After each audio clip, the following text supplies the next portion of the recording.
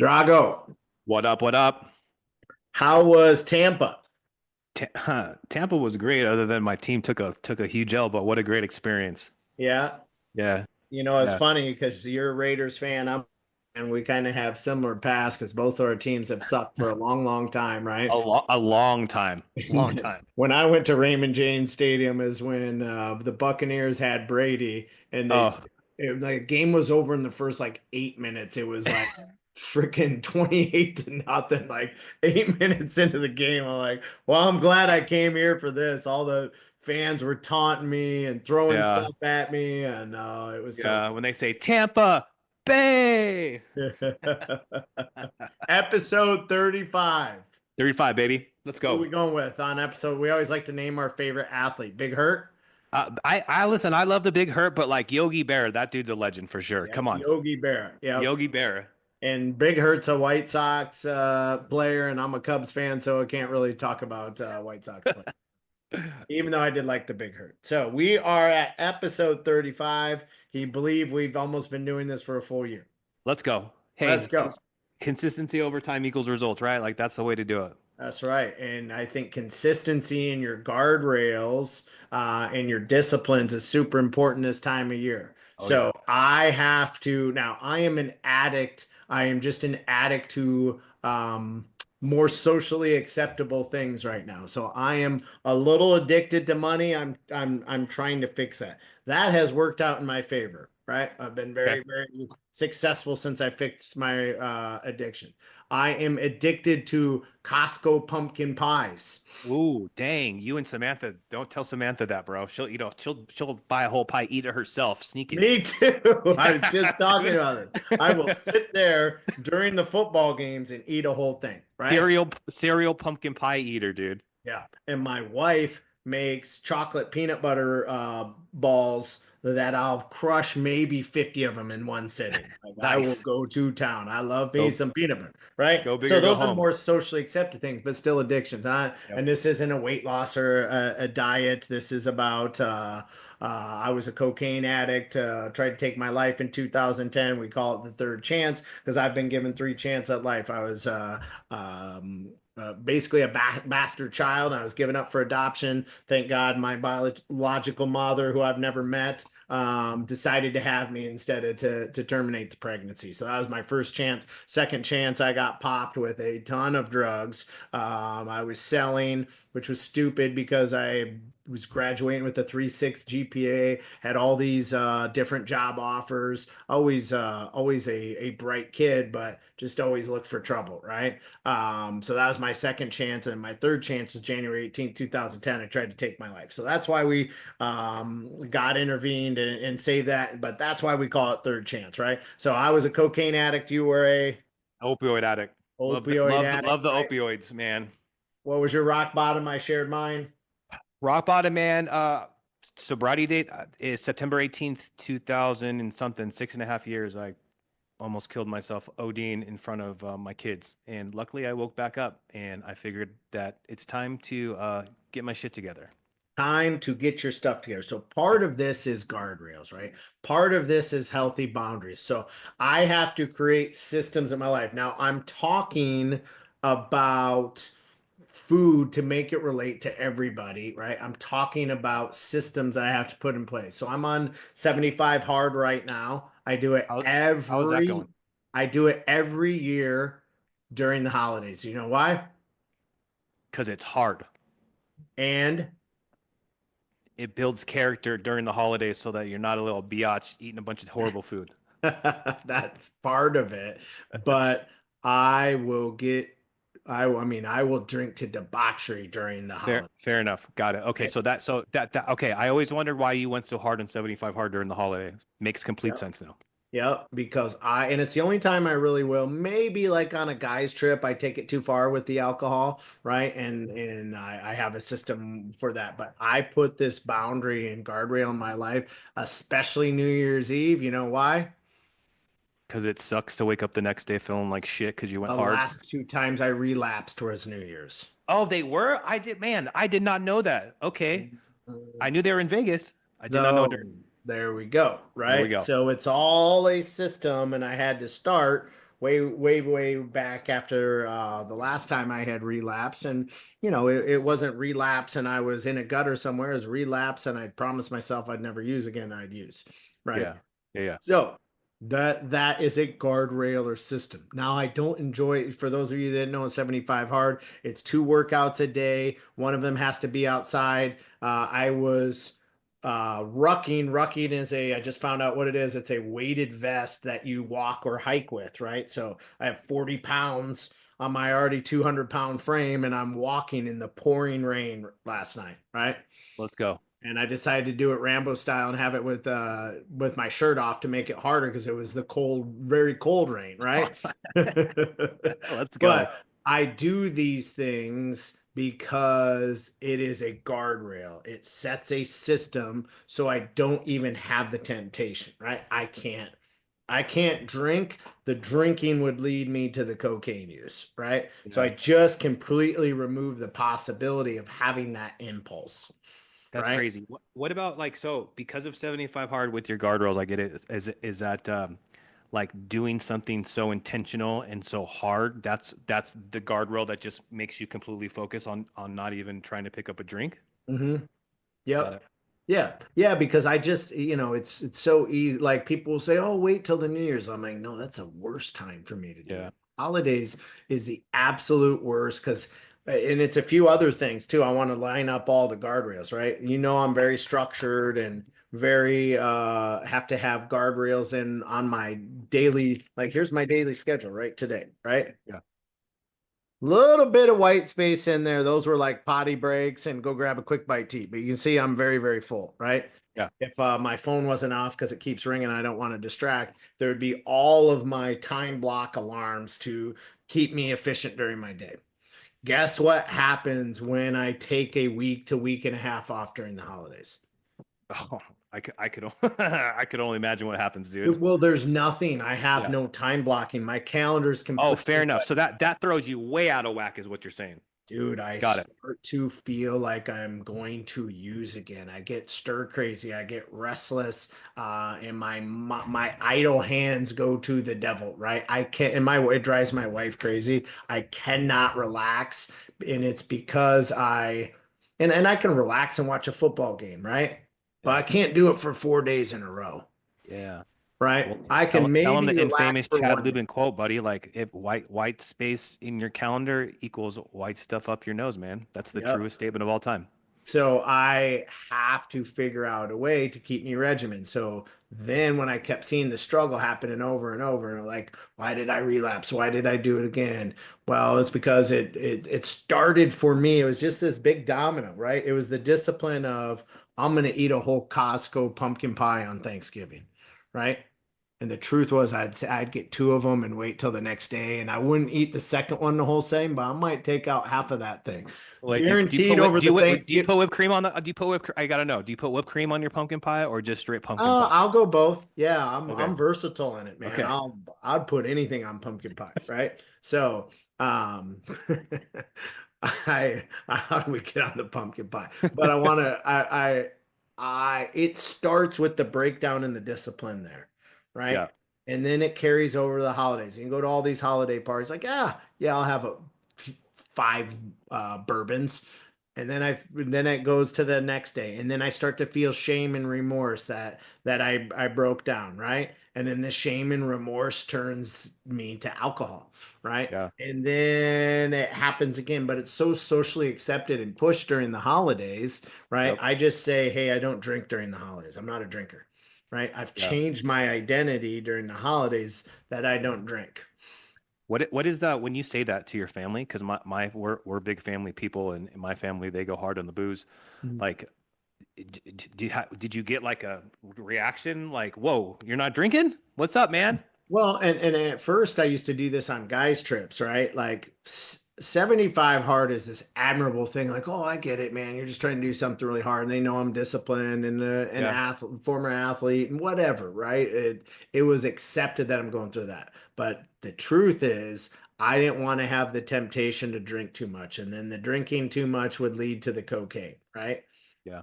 And the truth is, a couple of those guys trips, some of the guys with us, they don't use anymore, right? But they might if we all get together because we Yeah. used to use together, right? Yeah. That Yeah. makes You know how it sense. works. Yep. 100%, man. No, that's So crazy. that's a guardrail and system that I've just put in place. And it all started with the pumpkin pie, but it went all the way from Thanksgiving to New Year's Eve with zero accountability, zero structure. You know, our industry, we're both mortgage lenders, by the way. We get really slow this time of year. I don't feel productive. I Yeah. start to question myself a little bit. And it's like, well, dude, every January sucks. Since I've been in the business for 23 years, I never have a strong January. But then it's all these self-doubt creeps in, and that's what always led to my usage. Interesting. Okay, that makes sense now. Because I'm like, why, dude? Why are we doing 75 hard? Because you asked me to come do 75 hard. I'm like, why? Why? That doesn't sound fun. But I get it now. Okay, that Yep. makes sense. Like for me, I never really had guardrails, man. I went big. When we were talking before the episode started, like holidays, we're big family. We go. I've got my dad's side of the family. I got my mom's side of the family. They always drinked. I can even remember going back to being a little kid and, my Jaja. That's my mom's dad in Polish. We would go to his bar and we would sneak drinks. All the cousins would sneak drinks, right? Because nobody was really paying attention at that time. But as my addiction grew with the opioids, man, like it was always my thing. I always made this huge process to make sure that I was super high because when I was on opioids, I thought that I was the life of the party and everybody loved me because I was in this great mood and I was festive and fun and having a good time and personable and it turned into a nightmare to where like I used to manipulate when we talked a couple episodes ago like where I would manipulate my family to make sure they were with me so that I could go steal money from my grandma, right? So that and then drive over to my drug dealer's house, right? Because I didn't have any money at the time. That's how my Mhm. my started for me with the family and the drugs, and it took a long time because I always felt uncomfortable. Like my wife's like, "What's up?" Like I'm just, it just wasn't in it wasn't. It took me a long time to get back used to the having the fun with my family because you got the four F's, right? Yeah. Fitness, family, friends, and so like setting up guardrails to just go in and say, "Hey, listen, like this is not what I do anymore. I don't drink. I'm not I'm good. I'm sober. I just feel like I need to tell people I'm sober now for them to be like, "All right, cool. Don't give Yeah. Jeff drinks." But for Yeah. me, it took a long time for me to just get used to like being comfortable with my family with no substance in me. Yeah. Yeah. Well, it's because it's part of that acceptance. It's part of the community, right? Yeah. So how you've changed your identity that I don't drink. I don't drink. Yeah. Yeah. I let everybody know I'm So sober, that's bro. a I great don't drink. guardrail, guys. And it's how are you identifying yourself, right? Mm. I have a choice now why I'm doing the 75 hard. I can quit drinking forever, right? Guess what happens when I stop drinking, Drago? Your life gets better. Everything You gets notice I've been in a suit the last couple times hey, because you my have been suited and booted the last suits couple of days. fit Not in a my fat ass again, yeah, right? dude. Yeah. I mean, I go like this, You're down right? 13 pounds, brother, in the airport doing air squats. I saw your video. Now, the truth of all of that is I have a choice now. I can change my identity and say I don't drink, right? I'm not Yeah. a drinker, right? If I do that, guess what will probably happen? You won't drink. I won't drink anymore, right? Yeah. So it's always a choice and it's changing your identity, but it's putting disciplines and systems in place. So maybe you need a friend to go with you to the holiday party that doesn't drink and you're going to support them, right? I was just with one of my friends in Chicago who's 100 and I think he said 18 or 20 days sober, right? And he had a big fall from alcohol. Some pretty stressful and traumatic things happened over the last year for him, right? And I wanted to support him and just not be around any alcohol because I know he's new in his recovery, right? Good. So Good for you. you That's got awesome to that you do that for him.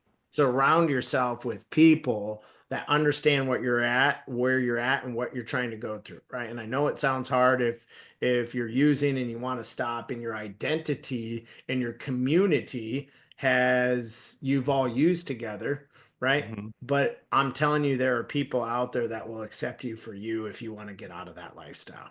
I'm living proof. Drago's living proof of that. And yes, Yeah, or I can still be friends with some of the people I used to use with. Some of them are still my very best friends, right? But we have to have an honest conversation. Like, hey, there's if we do a guys trip together, there ain't any of this stuff. Like, don't bring yeah, it but up. I think yeah, like iron sharpens iron in the company you keep. It's one thing to like use with these people a long time ago, but if they're growing and they're in recovery and they know my journey, like I have no problem being in contact. Like the Jason Partridges, what I'm saying, like we used to go hard on the drugs. That's one of my best friends because he grew too out of the whole drug and boozing situation. And for him, like he even said on the last podcast, like he quit all the drugs, went to prison, had to quit the drugs cold turkey, never went back, and then he found another addiction back into booze, man, and he had to go back into rehab because of all the booze. Yeah. Yeah, Yeah. An yeah, addict is an addict is an addict is an for addict. sure, Might be 100%. cocaine for me, or Costco pumpkin pie, right? They're probably both about as damaging for you if you eat two in a weekend. But I say that joking, that we all have things that can lead us down a bad path, right? And I have friends that you would think are, they're very socially accepted, they're very successful, but they're going home and knocking back 2, 3 bottles of wine per night, Yeah, right? yeah. And that's not a healthy lifestyle long term, and that's Yeah, yeah, yeah. not going to And lead. and then also too, just bad stuff happens, right? Like you don't want to be the asshole at your company party that gets shit faced and starts hitting on your boss's wife. You know what I'm Yeah. saying? Like so, that been there, done that. So that's definitely something I don't want to do. Yeah, so it took me a long time too to sit to like be like, hey, I don't drink, I'm sober. But I used to always get like, I'd be like, all right, give me a